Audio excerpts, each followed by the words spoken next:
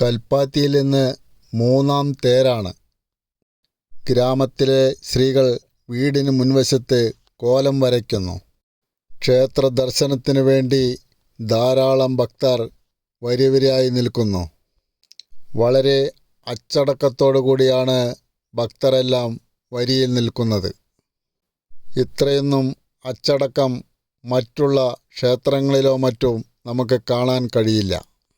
കൽപ്പാത്തിയിൽ മാത്രം കാണാൻ കഴിയുന്ന ഒരു കാഴ്ച തന്നെയാണ് ഇതെല്ലാം.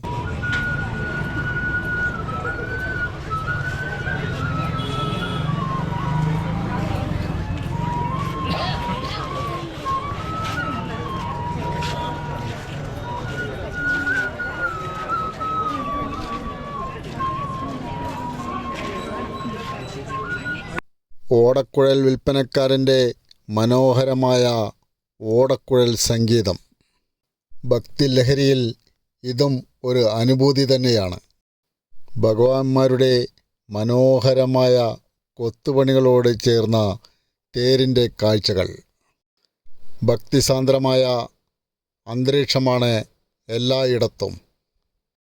രാവിലെ തന്നെ കൽപ്പാത്തിയിൽ തിരക്ക് വന്നുകൊണ്ടേയിരിക്കുന്നു. വൈകിട്ടാണ് രഥപ്രയാണം. ആ സമയങ്ങളിൽ നിന്ന് തിരിയാൻ പോലും സ്ഥലമില്ലാത്ത രീതിയിലായിരിക്കും ഇവിടുത്തെ അന്തരീക്ഷം. പല നാടുകളിൽ നിന്നും പല ഭാഗത്തു നിന്നും ധാരാളം ജനങ്ങൾ ആ സമയങ്ങളിൽ കൽപ്പാത്തിയിലേക്ക് ഒഴുകിയെത്തും.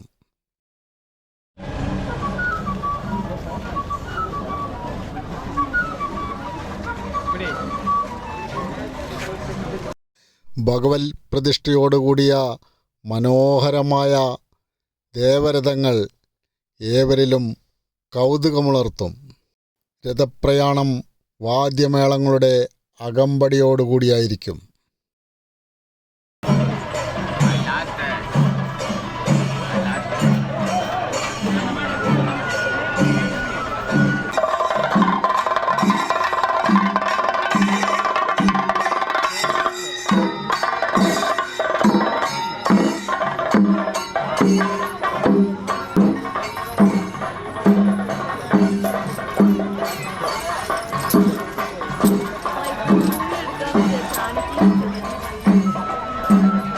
ക്ഷേത്രപരിസരത്ത് വഴിയോര കച്ചവടക്കാർ.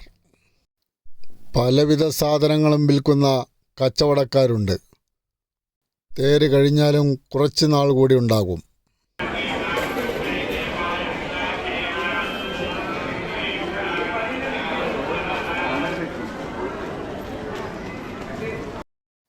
പാതയിൽ നിന്ന് താഴ്ന്ന് ഒരു കുണ്ടിലാണ് ക്ഷേത്രം സ്ഥിതി ചെയ്യുന്നത്. പിറകുവശത്ത് കൽപ്പാത്തി പുഴയും.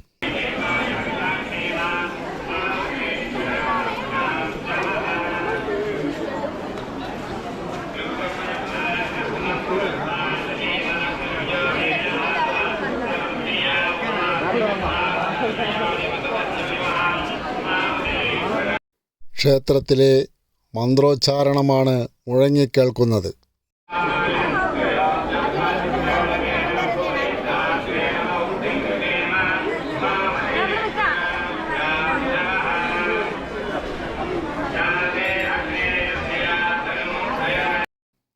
നമ്മൾക്ക് സുപരിചിതമല്ലാത്ത പല സാധനങ്ങളും കൽപ്പാത്തിയിലെ തേരിനോടനുബന്ധിച്ചുള്ള കടകളിൽ നിന്ന് വാങ്ങാം. ഇത്തരം സാധനങ്ങൾ വാങ്ങാൻ കൂടി വേണ്ടിയാണ് ജനങ്ങൾ അധികവും ഇങ്ങോട്ടെത്തുന്നത്. ചെറിയ വിലയിൽ ഇതെല്ലാം ഇവിടെ നിന്ന് ലഭിക്കും. വള, മാല, കമ്മൽ മുതലായവയുടെ കച്ചവട സ്ഥാപനങ്ങളും ധാരാളമായുണ്ട്. ധാരാളം കച്ചവടവും ഇവിടമെല്ലാം നടക്കുന്നുണ്ട്. പ്രധാന ക്ഷേത്രത്തിൻ്റെ വലതുവശത്തുകൂടി വലം വയ്ക്കുകയാണ്. ശിവക്ഷേത്രമായതുകൊണ്ട് പൂർണ്ണ പ്രദക്ഷിണം ഇവിടെയില്ല. വളരെ പുരാതനമായ ക്ഷേത്രമാണ്. ഏകദേശം 700 വർഷത്തോളം ഈ ക്ഷേത്രത്തിന് പഴക്കമുണ്ടെന്ന് വിശ്വസിക്കുന്നു. AD 1425 ക്ഷേത്രം നിർമ്മിച്ചതെന്ന് കരുതപ്പെടുന്നു. ക്ഷേത്രത്തിൻ്റെ വടക്ക് വശത്താണ് നാഗദൈവങ്ങൾക്കുള്ള ക്ഷേത്രം. അതിന് പുറകുവശം കൽപ്പാത്തി പുഴയാണ്. നാഗദൈവങ്ങളുടെ ക്ഷേത്രത്തിന് സമീപവും കച്ചവടക്കാരുണ്ട്. എവിടെയും കച്ചവടക്കാരാണ് അധികവും. എല്ലാം ഈ തേരിനോടനുബന്ധിച്ച് വന്നിട്ടുള്ളതാണ്. ക്ഷേത്രച്ചടങ്ങുകൾ 10 ദിവസമാണ്. അവസാനത്തെ 3 ദിവസമാണ് രഥോത്സവം. നാഗദൈവങ്ങൾക്കുള്ള കാവാണ്. പഴയ ക്ഷേത്രം പല കാലങ്ങളിലും പുതുക്കിപ്പണിതിട്ടുണ്ട്. പൂർണ്ണ പ്രദക്ഷിണമില്ലാത്തതുകൊണ്ട് ഇവിടെ നിന്ന് പുഴയിലേക്കാണ് വഴി തുറന്നിട്ടിരിക്കുന്നത്. കൽപ്പാത്തിയെ തെക്കിൻ്റെ വാരണാസി എന്നും ദക്ഷിണകാശിയായും കരുതപ്പെടുന്നു. പുഴയോരത്ത് ബലികർമ്മങ്ങളെല്ലാം നടത്തപ്പെടുന്നുണ്ട്. ക്ഷേത്രത്തിന് തൊട്ടു മുൻവശത്തും ധാരാളം കച്ചവടക്കാർ കച്ചവടം നടത്തുന്നു.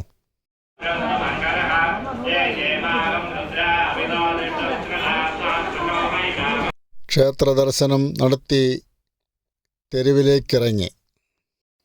തെരുവുകളിൽ തിരക്കേറിക്കൊണ്ടേയിരിക്കുന്നു.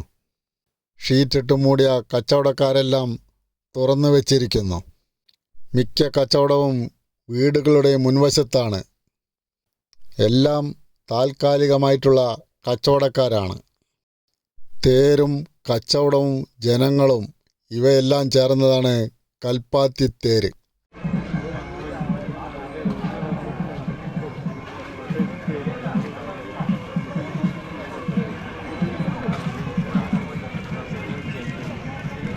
പരിസരത്തെ ഓരോ ക്ഷേത്രങ്ങളുടെ മുൻവശത്തും തേരുകളുണ്ട്. പ്രയാണത്തിനുള്ള തേരുകളാണ് ഇവയെല്ലാം. തേരിൻ്റെ കാഴ്ചകൾ കണ്ടും തേരിനൊപ്പം ഫോട്ടോ എടുത്തും ജനങ്ങൾ ആഘോഷിക്കുന്നു. മറ്റുള്ള ക്ഷേത്ര ഉത്സവങ്ങളിൽ കാണാത്ത ഒരു പ്രതീതിയാണ് കൽപ്പാത്തി രഥോത്സവത്തിൽ നിന്ന് കാണാൻ കഴിയുക. അതൊക്കെ തന്നെയാണ് ഇവിടുത്തെ പ്രത്യേകതയും.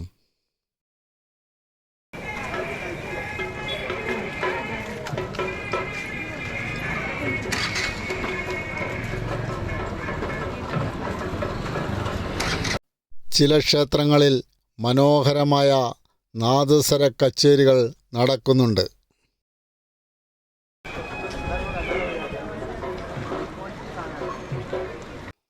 കേരളത്തിലെ ഏറ്റവും ആകർഷകമായ ഉത്സവങ്ങളിൽ ഒന്നാണ് കൽപ്പാത്തി രഥോത്സവം. പാലക്കാടിൻ്റെ സാംസ്കാരിക ആഘോഷമാണ് കൽപ്പാത്തി രഥോത്സവം. ആദ്യത്തെ 4 ദിവസം വേദപാരായണവും സാംസ്കാരിക പരിപാടികളുമാണ്. ഒട്ടനവധി സംഗീതജ്ഞരുടെ സംഗീത പരിപാടികളും ഇവിടെ ഉണ്ടാകും.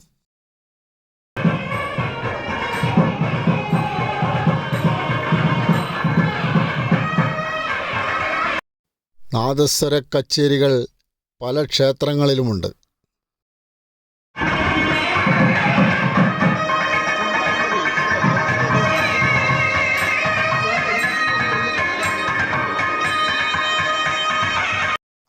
ഭക്തിസാന്ദ്രമായ അന്തരീക്ഷമാണ് എല്ലായിടങ്ങളിലും.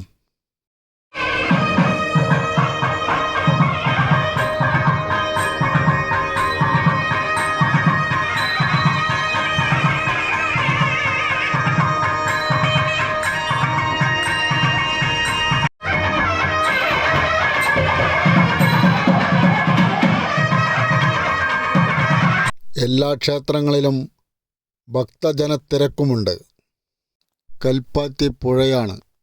ക്ഷേത്രത്തിന് കുറച്ച് കിഴക്ക് വശത്താണ് മുക്കൈ. കോരയാറും മലമ്പുഴയും സംഗമിക്കുന്നത് മുക്കയിൽ വെച്ചാണ്. അവിടെ നിന്നങ്ങോട്ടാണ് കൽപ്പാത്തി പുഴയായി മാറുന്നത്. ഈ പുഴയുടെ തീരത്തെല്ലാം ബലികർമ്മങ്ങൾ ധാരാളം നടത്തപ്പെടുന്നുണ്ട്. പൂജാരികളെല്ലാം തന്നെ ബ്രാഹ്മണരാണ്. രാവിലത്തെ ജോലി കഴിഞ്ഞ് ഒരു ആന വിശ്രമത്തിനായി വരികയാണ്. പുഴയോരത്ത് തന്നെയാണ് അതിനെ തളയ്ക്കുന്നതും. ക്ഷേത്രം വകയുള്ള ആനകളിൽ ഒന്നാണ്. കൽപ്പാത്തി പുഴയുടെ പരിസരങ്ങളിൽ നിന്ന് കാണാൻ കഴിയുന്നത് വളരെ മനോഹരമായ കാഴ്ചകൾ തന്നെയാണ്. ധാരാളം പേർ കുളിക്കുവാനും മറ്റും ഉപയോഗിക്കുന്ന ഒരു പ്രദേശം തന്നെയാണ് ഇവിടമെല്ലാം. എത്ര കണ്ടാലും മതിവരാത്ത പ്രകൃതി ദൃശ്യങ്ങളാണ് ഇവിടെ നിന്ന് കാണാൻ കഴിയുക. മനോഹരമായ പുഴയും ക്ഷേത്രങ്ങളും നാട്ടുകാരും എല്ലാം ചേർന്ന് വളരെ മനോഹരമായ ദൃശ്യങ്ങൾ. കണ്ടാലും മതിവരാത്ത പ്രകൃതി ദൃശ്യങ്ങൾ സമ്മാനിക്കുന്നു കൽപ്പാത്തി.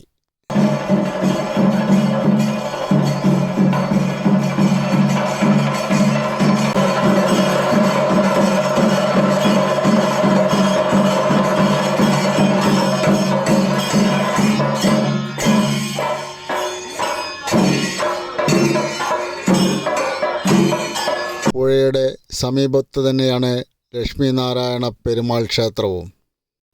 ഈ ക്ഷേത്രവും കൽപ്പാത്തി രഥോത്സവത്തിൻ്റെ പ്രധാന ഭാഗങ്ങളിൽ ഒന്നാണ്.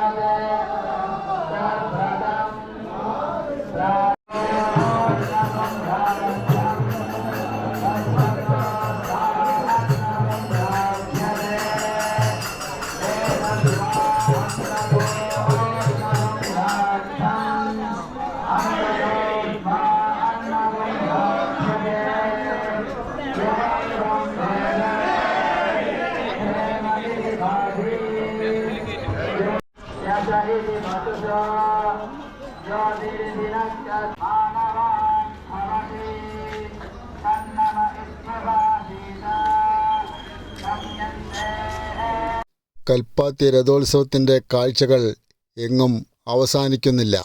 പലവിധത്തിലുള്ള കച്ചവടങ്ങളും തേരുകളുടെ മനോഹരമായ കാഴ്ചകളും വേദമന്ത്രോച്ചാരണങ്ങളാൽ മുഖരിതമായ അന്തരീക്ഷവും ഒഴുകി നടക്കുന്ന ജനസാഗരങ്ങളും അഗ്രഹാര വീഥികളും ആർക്കും മറക്കാനാവാത്ത ഒരു അന്തരീക്ഷമാണ് നമ്മൾക്ക് സമ്മാനിക്കുന്നത്. വഴിയിൽ ഒരു കലാകാരൻ തേരും അഗ്രഹാര വീഥിയും നോക്കി വരയ്ക്കുകയാണ്. ഒരുപാട് കാഴ്ചകൾ സമ്മാനിക്കുന്നു കൽപ്പാത്തി.